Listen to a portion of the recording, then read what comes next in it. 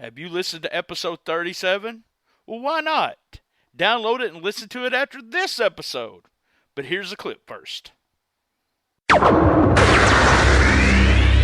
and Eddie Guerrero to the show from the airport. So Angel was like all over the place, all over the East Coast, Northeast Indies, and was just as famous as any one of the guys. But yeah, that photo is a lot of fun. We had so much fun at those shows, and I think, didn't we go to Ribbit's, Cornette's place in like Philly afterwards? The show was in Jersey near Deptford, but we went to Cornette's place where they had the Funyun rings, and then there was some kind of a non-alcoholic strawberry drink that Jim Cornette and Bobby Eaton loved at that place. So, but Angel, we laugh about her and her gimmick. You're right. Her sister was beautiful. She was a beautiful girl. Her mother was beautiful. Those people were just so sweet to me. All three of them, her especially, she was just the sweetest thing, and had a really good time back. When we took that photo, you would think someone she's never met. We met the first time and everything. Well, I had met her a couple times before that, but she just played right along, just a sweet girl. I actually talked to her years later on Facebook. She was there for a little bit. She had did some really, I want to say X-rated, but I guess they were X-rated. She did some S&M stuff. Yeah, right. With a paddle or something. So later on, she got into that, which, I'm not judging her. I'm just saying that's where she took. And then the last time I talked to her, she was just, 5, 4, 3, 2, 1, 0. Let's start the party. Welcome everyone to a new episode of Shootin the Shiznit. That's right, this is episode 56, live from STS Studios in St. Louis, Missouri. That's right, here on a Tuesday, the best little wrestling podcast in the business. That's right, we got a special episode today. It's kind of a double trouble, double feature kind of thing where we're going to bring on a wrestler from the USWA days, Perry Action Jackson, who was on the road. I was on the road with Perry for a couple weekends in a summer in 1990, and we talk a little bit about that. We just had Perry on for about 16 minutes, so then I brought my old buddy John McAdam on. That's right, John McAdam comes on after that, and we talk Bill Apter, and we just talk wrestling. So I hope you enjoy this episode. I want to thank Bob McGee at Pro Wrestlers Between the Sheets, Gene Jackson at Locals to Legends. You can get our Twitter just keeps going up, and I appreciate it every month. At Comic Book Mark BT. If this is the first time you're listening to Shootin the Shiznit, go there. Also, you can listen to all the episodes on Facebook/Shootin the Shiznit or STSPod.club. We also have a Cool Kids Wrestling and MMA Talk Facebook group. You can join that Facebook group. You got about 3 questions you got to answer, and if you're an ass, we'll kick you out. You can listen to us on iTunes, Stitcher, Player FM, Pod Paradise, Spreaker, and I want to give a really quick shout out to my buddies over there at Suplex City Limits, JoJo at Creative Control, keeping it 100 with Conan and the crew, and a new non-wrestling podcast that I just absolutely love, Who's Right podcast. That's right. And also, I want to do a shout-out. We had Conrad Thompson earlier this month, Something to Wrestle with Bruce Pritchard, the Jeff Jarrett episode. You got to go. Download it right now. Listen to it. I know it's 4 hours, and I try to do 30 to 45 minutes here, but go listen to it. Great episode. No further ado. So let's go to the episode now.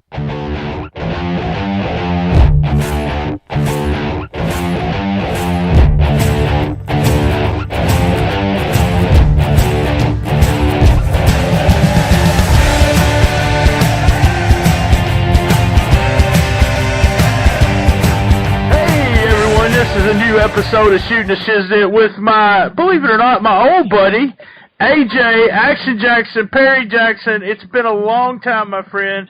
I want to bring him on through to the group from the green room. Action Jackson, how's it going tonight? Oh, it's going pretty good, brother. How y'all doing out there? I think everyone will be surprised. Me and you've been knowing each other for a long time and hadn't talked in a long time. Actually made a connection there on Facebook. But I want to refresh everyone.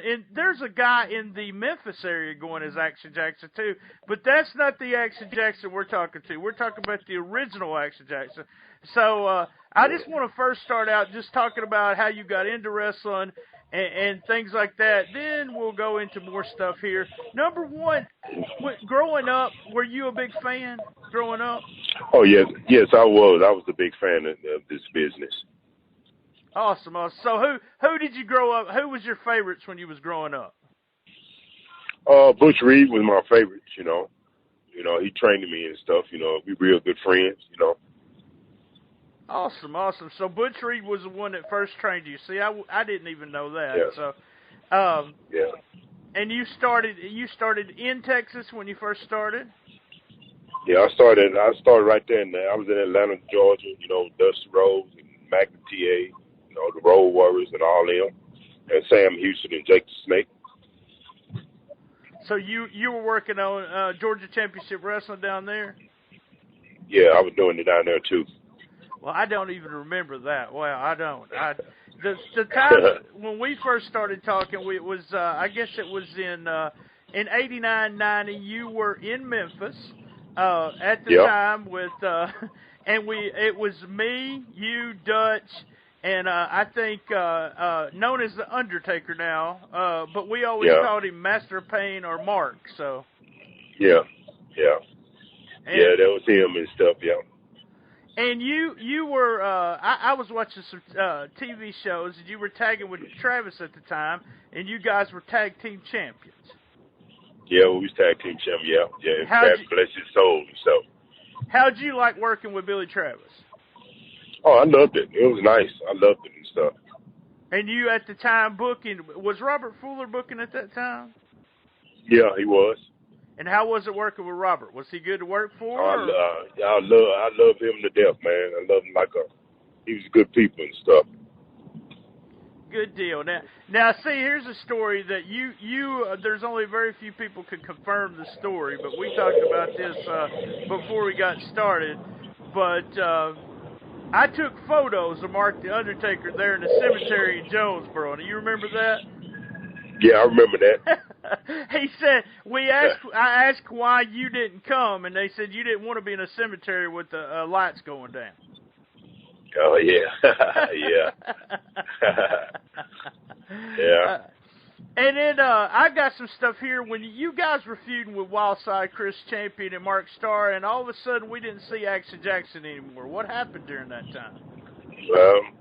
There's a lot of stuff going on and stuff. I just wanted to go home and see the family and stuff, Right, and during that time working for Jarrett, everyone that I talked to, mainly they just complained about they just wasn't making enough money to live on. Yeah, that's true. It's true. He was right about it, but I'm making money, Right. You were excited about being there and learning. And, this means something to you, and I hope everyone understands it, but you was always known as a good hand, someone that knew how to work and was able to work everybody. I didn't ever see you, work somebody you didn't really, give them and they gave you kind of thing, but you was good at working everybody. I want you to tell Yes, I was. I want you to tell me about how you went to Puerto Rico and how was that set up for you to come down you came in as the original TNT, right? Yeah, I did. How was that all set up? Because Savio Vega was huge down there as TNT. So, but you it was. Yeah, it was. The people. The people was great down there. They, they loved me and stuff. Like when I walked the street, I couldn't even walk the streets. Everybody, knew who I was and stuff. And it was great down there. How did they come up with you being the original TNT? What was that angle all about? Because we look just like each other, that's why. It was good. It was good, the people, it was good. I liked it and stuff, but, I just kind of got tired of it, Working Puerto Rico, and they always say that working Puerto Rico is tough because you have to fight the crowd so much. Did you have any of that, or was you a babyface the whole time?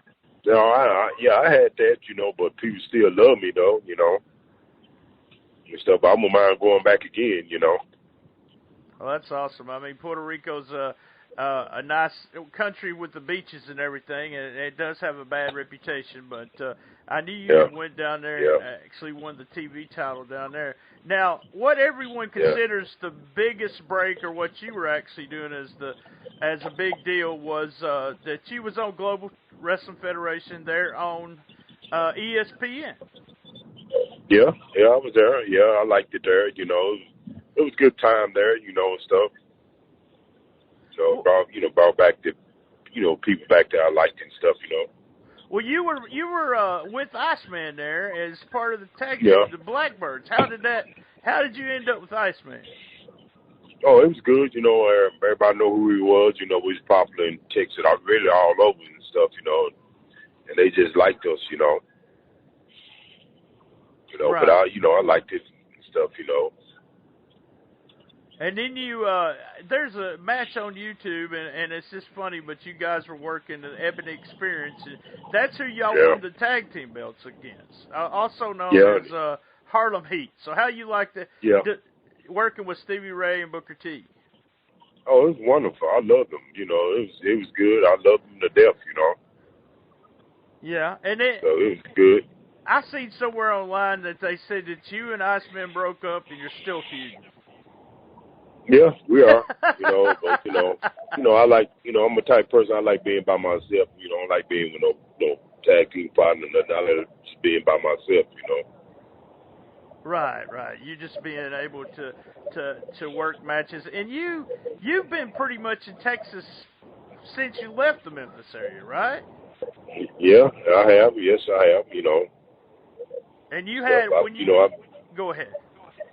No, I've been all over. I've been to Japan and Australia and Russia and all that. I've been just about all over.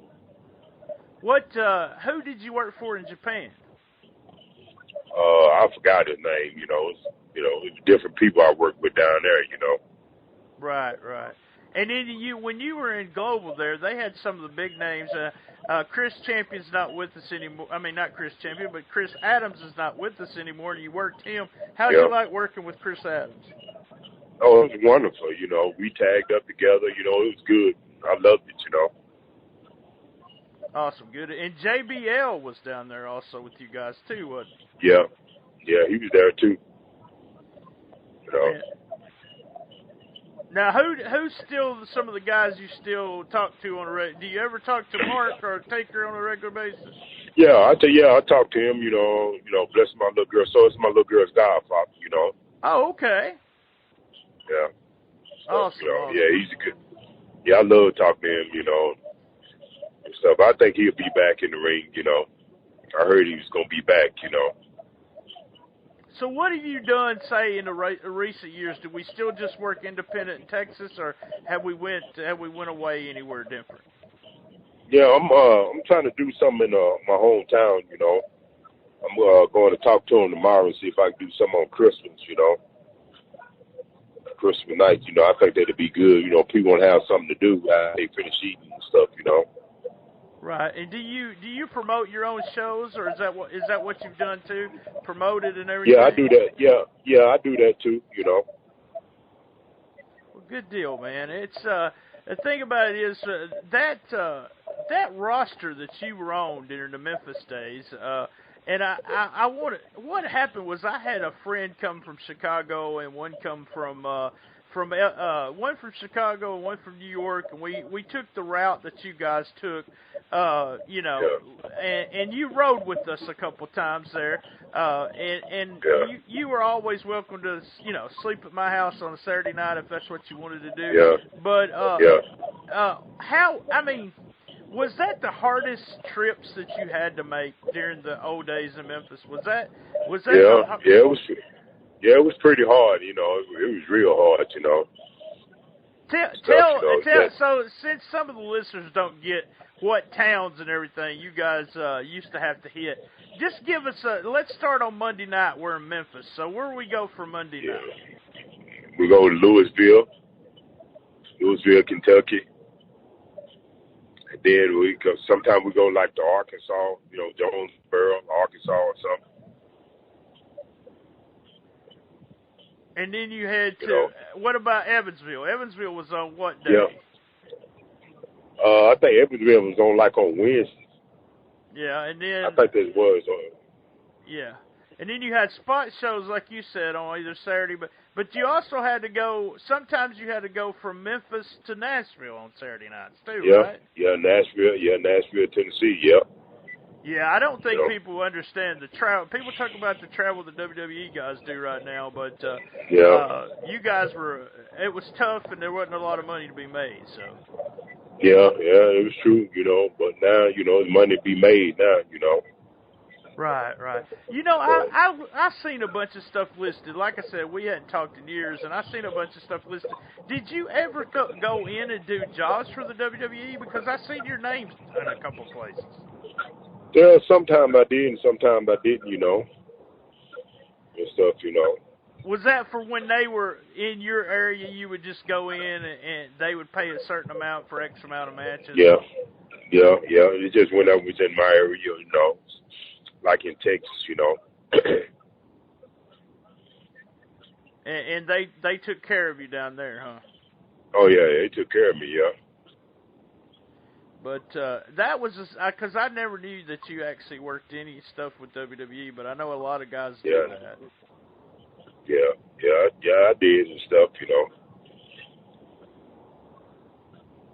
All right, man, we're fixing to take a quick commercial. We'll be right back with Action Jackson. All right. Hey, guys, this week I'm going to take the commercial time and kind of ask if anyone's interested in joining me, that's right, Brian Trammell, on a brand new project that I'm working on. It will debut either the first or second Monday of 2018, but I need someone to help. So I need a new co-host. I'm getting rid of Lance. No, just kidding, guys. This is a new show, and your qualifications are simple. Number one, you have to be a Wrestling Observer newsletter subscriber. You have to be an online subscriber so that you get the issue either Wednesday or Thursday, and that you get it read before Sunday or before Monday. We'll record either Sunday night or we record Monday morning early. And so, if this sounds like you, go ahead and DM me there on Twitter, inbox me on Facebook, and let's see if we can get together and try to do this new project. I'm not saying anything else about it. I just want to try to grab me a co-host or two. Who knows? Maybe it'll be a trio. Contact me. Do it today. I'm planning ahead. Help me out. Help a brother out. Now back to the episode.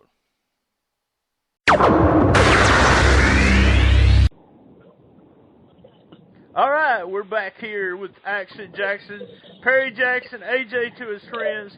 Now, AJ, I see you on Facebook all the time with all these, let me just be honest, big booty women on Facebook. Now, tell me how are you with so many big booty women? Oh, well, it's just friends, good friends of mine and stuff, that's all it is.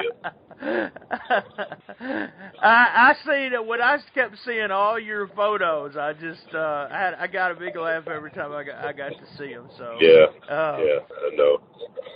So here's what I want you to do now. We may piece this together and put someone else on the show with you and talk about Memphis Wrestling. But before we go, I just really want you to tell everyone how can they, if they're listening to Texas, and we have listeners in Texas, how can they contact you? Tell your Facebook, if you got Twitter, whatever. We want to put over all your stuff.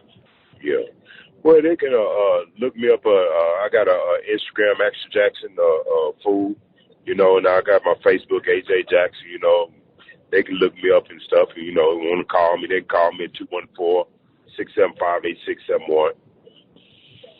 There you go. You got it, guys. You can actually call Action Jackson. And if you're in the Texas area, and you want an old pro to come in and help you and run the show or whatever. I mean, he, like I said, the young people listening to this may not understand when I say a good hand. You always have been that. Yeah, I sure do appreciate it. You know, I love people and stuff, and I love going to school and talk to people and stuff, you know, and help people out. All right, man. We're going to cut it off here. We're going to bring another guest on. We'll have a double trouble here with Action Jacks. Hey, man, have a good night, and we thank you for being on Shootin the Shiznit. Okay.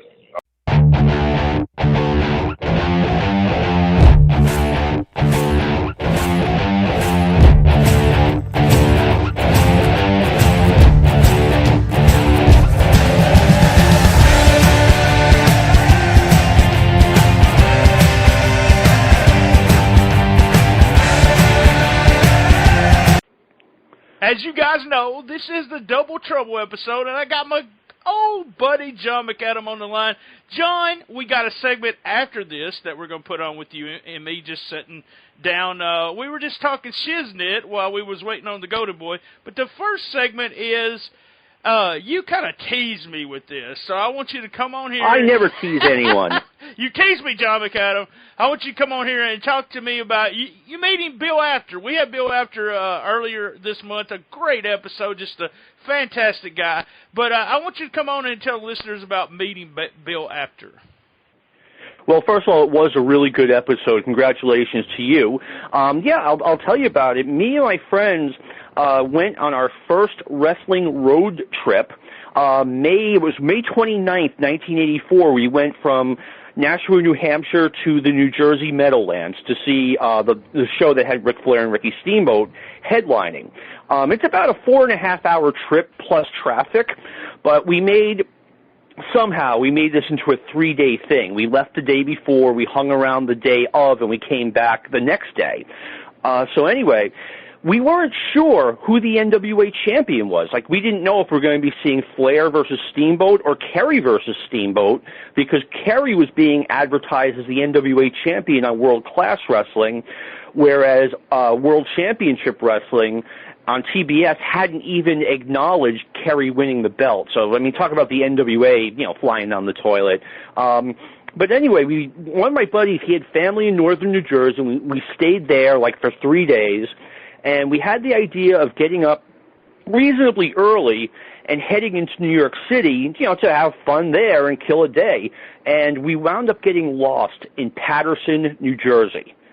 Now, here we are, 3 white kids with New Hampshire plates and a decent car. I'm lucky I'm here to talk about this. But anyway, we forget the idea of going into New York. How can you not find New York City but welcome to my world? And then we've got time to kill before the show now, and we go into an Italian restaurant in Hoboken. And they had just sat us down, and Bill Apter and Craig Peters walk in. Now, Brian, you knew me in the 80s, so you know I really did this. I'm like, oh my God, it's Bill Apter and Craig Peters! Yeah, that's kind of like the way we, I've been around a lot of guys, and, Undertaker, when he mentioned in the front of this episode, but, Undertaker stayed at my apartment back in the day, Lawler, Dutch, main guys, but, me and Lance, we kind of marked out for having Bill Apter on the show. So I'm 51 years old, and I marked out for Bill Apter. So there you go. So it's okay to mark out for him. But anyway, so they come over. They kind of laugh. They come over, shake our hands. We introduce ourselves to them. And they ask us, is it okay if we sit with you guys? Oh, wow. Yeah. I'm like, yeah, we're 3 19, 20, and 20-year-old doofuses from Metro Boston, and they're going to hang with us. So they gave us a copy of the program for the night, advanced copies of an upcoming issue of PWI, 2 things that I was going to buy anyway. Right. And they gave us, PWI swag. They gave us buttons, a couple of other things. I mean, they're just throwing stuff at us. So we obviously were making conversation, but, we're using these guys as a resource. These guys know everything. We're sitting before the wrestling gods. And we're asking them questions like, how much money do these guys make? I didn't want to know exactly, what to the penny Hulk Hogan made, but I didn't know if he made $50 grand, $50,000 grand, Right. $1 million. I had no idea. Like I knew what the baseball players made. I was asking him, what else?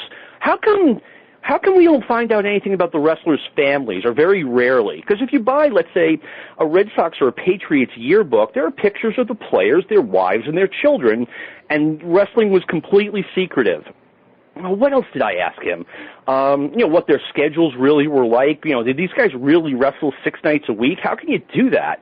And Bill and Craig totally kept kayfabe the whole time. It's like, I don't know how much these guys make. Of course they had an idea, and that's all we were trying to get. And they were like, no way. Bill asked me, or asked us, he's like, what do you like about the magazines? What don't you like about the magazines? What would you like to see change? And I came right out and I said, you already fixed the biggest thing I wanted to see changed. You got rid of the apartment wrestling.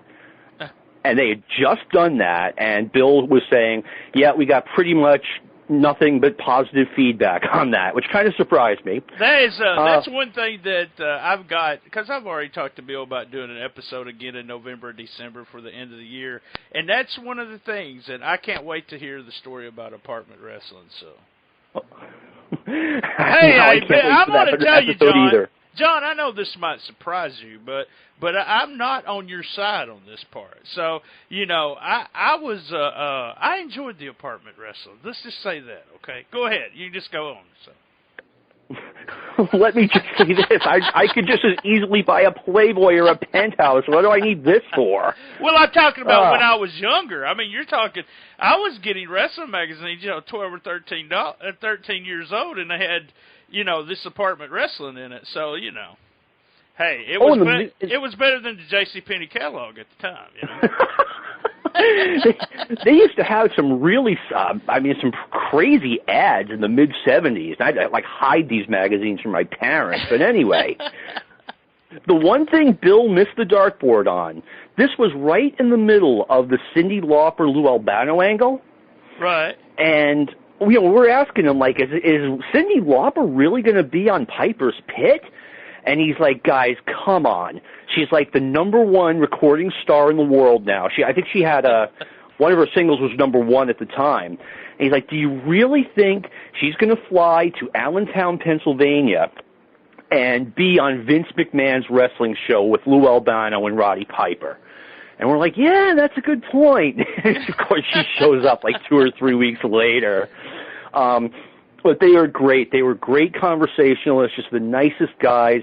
The bill came, and we're like, no, we want to pay for ours. And they're like, well, we're not hearing about it. So think about, all of the money I saved, basically, on account of these guys. Bill they were Apter, great. Yeah. You saved for a new issue, a program, and the meal. So, hey, that you can't beat it. Dinner with Bill Apter there, yeah. But what? It wasn't even about. I mean, it was great that they're paying for all of our stuff. We didn't have a lot of money at this point in our lives, but just to meet someone that, I had been purchasing his product since 1976, so we're 8 years into this. I'd seen, and when I say purchasing their product, I mean everything. Long before this point, I would walk into a bookstore or whatever, and if I didn't have the wrestling magazine, I bought it. Me too. I raised my hand on that one. That was, I got, there was wrestling magazines that they would have at the gimmicks table, Wrestling Review, I think it was, at the Memphis shows. I would get those. I would make sure that I got every, I don't know what the title, I can't remember, but Pro Wrestling Illustrated, was it Inside Wrestler or something like that? They were all part of their family of the Apter mags that eventually become known as Apter mags. But I was just like you. If we went to the store and there was a new one, because what I did is I got them at the supermarket. So my mother went and bought groceries every Friday, or it was on Saturday morning that we went. I went to town, as we used to say in the South, because we were in a real little town, and we would travel to the big town. And so that was the first place I went. I would go, after the first time I went to wrestling, it was magazines, and I would go to that newsstand, and go, okay, so which one of these I want? So I want these two because I don't have them. And, you know, my next thing was they always had that little circle that had my comic books on it. So I was getting my comic books, I was getting my wrestling books, but I was like you. If I didn't have it and it was a new one, then I just want to absorb all the knowledge that was in it, so. Oh, yeah, when I was a kid, now I'm talking like 12, 13, 14 years old, I lived in North Attleboro, Massachusetts, and I would get on my bike and travel to a place in Plainville, Massachusetts, which was probably a good 5-mile ride each way because, A, they had all of the magazines, and B, I didn't want some girl in North Attleboro catching me buying wrestling magazines. And I did the same thing. When my family moved to Nashua, as soon as I had a car, I would go to the next town over and buy these things.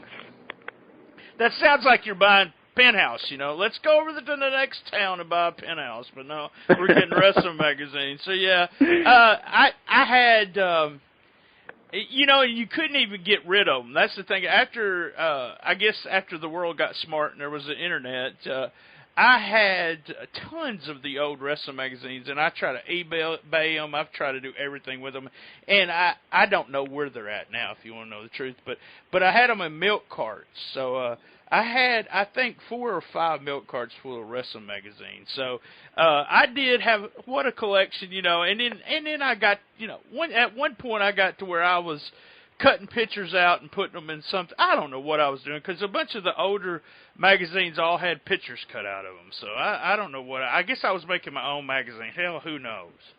I would not cut up my magazines, man. That was sacrilege. When I got my first job as a lifeguard in 1979, my first paycheck. You know how they have you could order the back issues? Right. Yeah. I sent these guys $50 of 1979 money for 50 back issues, the ones that I didn't have. Awesome. That's got to be like the equivalent of maybe $175 today. Something like that, yeah. But that was it. I mean, that was where we got, and I talked to Bill about this, and you know, in the I didn't even know how to pronounce these people's names. You know, there was wrestlers that were on there that made me fans, and I'm going to bring him on and talk about, you know, guys that like Otto Once. No one even knew who he was. And, you know, he made him popular. He made people like that really popular just because of the and he said that the wrestlers would grab the magazine and say, hey, how does these people know who I am? But it was because of the magazines. Bobby Heenan, God bless him because he just passed away, made a great point once. He's like, you can go to the arena and see some of the wrestlers, maybe 12, 14 of them, or you can buy a magazine and see all of them. And that's what it felt like. I was seeing everyone from everywhere. It was awesome. Yeah, I agree. That's a great comment. That's exactly, that was our that was a big part of my, that comic books, I mean, that was why I went to the newsstand, a big, huge part of my childhood. Absolutely, man. Same here. A huge part of my childhood. When I first started getting the Observer, I'm like, well, I'm still getting the Apter magazines. This is like late 86, early 87, and I did that for a couple of years, and once you get that Observer in your hand, it's tough to read an Apter magazine. Sorry. It was, and what happened to me is that I think it was also not only Observer, everything happened to me all in 86. Like, I started getting the Observer, and I started trading tapes. So then when I was trading tapes and getting the Observer, then I didn't need the Aftermaths because I was able to see all the guys. And hell, now I knew how to say Ted DiBiase, you know. Exactly. So, all right, John. Hey, thanks for coming back on. And then we'll have a segment right here. We're going to have that little commercial bumper, as I call it. And then me and John's going to be talking again. All right. Thanks for having me on, Brian. I really appreciate it. It was fun. You too, John.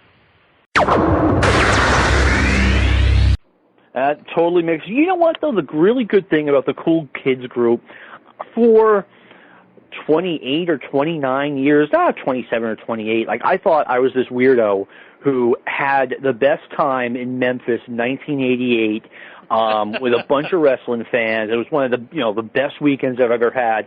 I'm like, who else is like this? That's crazy. Well, little did I know that at least 20 people who went there also say they had like one of the best weekends of their lives. It is. It's really odd. It's one of those things where, as a child, we had so much in common.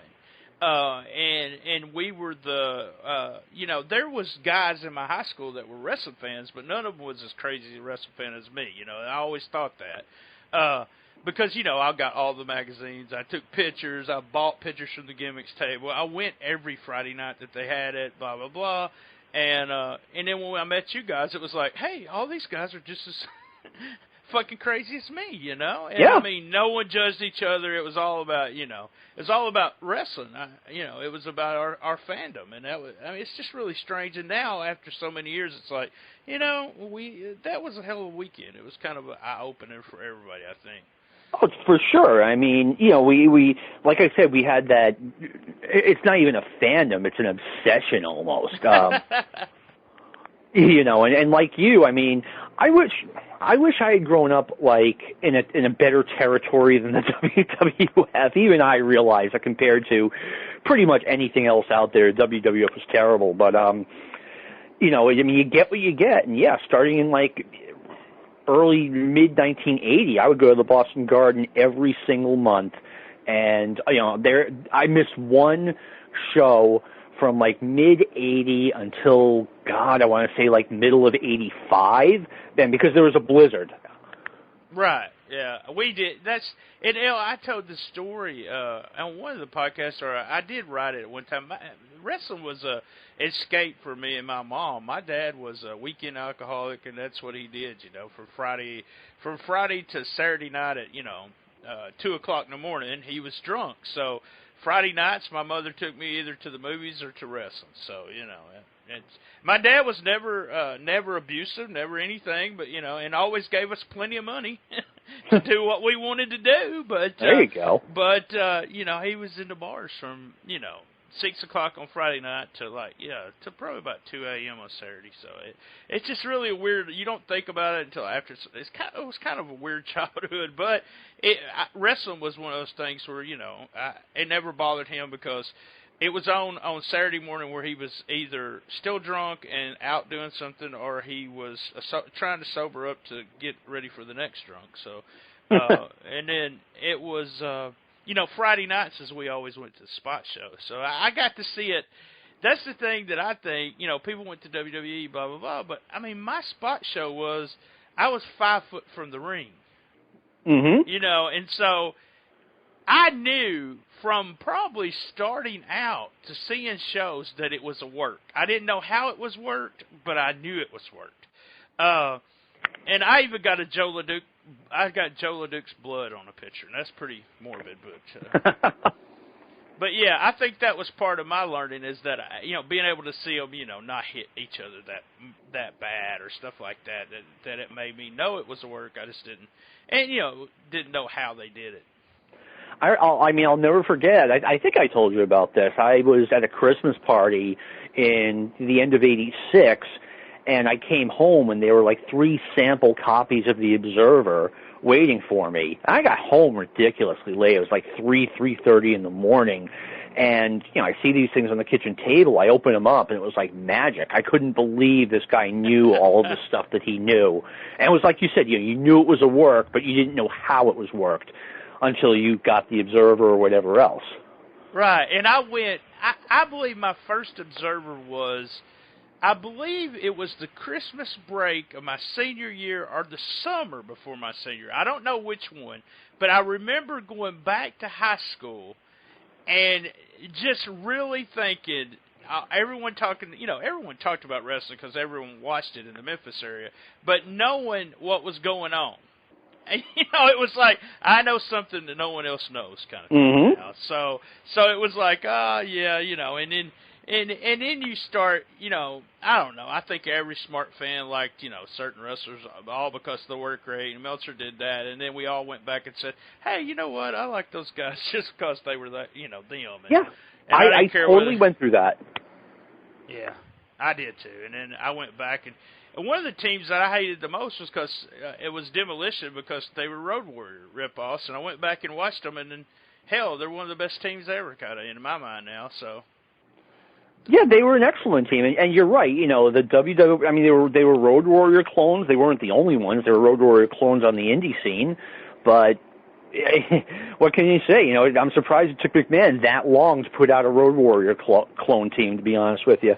I know, I've been kidding about this, but you know, if it was the old days, the Singh brothers would now be, you know, the Bollywood Bucks or something, you know. I mean, I came up, who did they bring? They brought somebody in, I was thinking, well, they should just call him the cleaner and give him some, you know, some blonde hair, and let's start using him as Kenny Omega, since it's going to take Kenny Omega and the Bucks so long to get there. But they would have done that. But, you know, they brought the Rockers in, they brought the Demolition, they didn't give a shit, really. I mean, I know that they have tried to bring the Young Bucks in, but the Young Bucks, yes, you know, they have their freedom. They can, you know, go to Japan when they want. They make their money. And the other thing is WWF is insistent that you're not going straight to the main roster. You're doing NXT first, and apparently they don't want to do that. They're saying they'll never do it, but we'll see. Yeah, that, you know, me and the wife was talking about that last night because we were talking about the shirts at Hot Topic. And I said, it's going to get kind of little weird if they go and start negotiating, because they got so much money invested in that deal where they're making money, and they're making money on pro wrestling shirt, tees, and Cody's even said he makes more money now than he did, and his shit's covered. See, he gets his trans covered, his airplane, his hotel, and all that, where they don't do that on the main roster. Yeah, exactly. Yeah, Cody was a funny thing. I mean, he exploded on the indie scene after being just, you know, really never getting out of the undercard in the WWF. You know, I liked him, but he got opportunities, you know? Oh, I like him a lot. I do. I just, he seems I didn't get to go to the Glory Pro runs here. I didn't get to go to the show he was there, but all the guys that went, I know, said he was super nice, just you know, down to earth kind of guy, and seems like he's pretty happy to be doing what. And he said, you know, it makes more money and he made WWE, which would make the Bucks know they make more money. So that might be the thing that keeps them where they're at. So. Yeah. Hey, listen, I'm all right, let's do it, man. It was good. Hey, guys, I want to thank everyone for joining me and John McAdam for another sit down here on Shootin the Shiznit.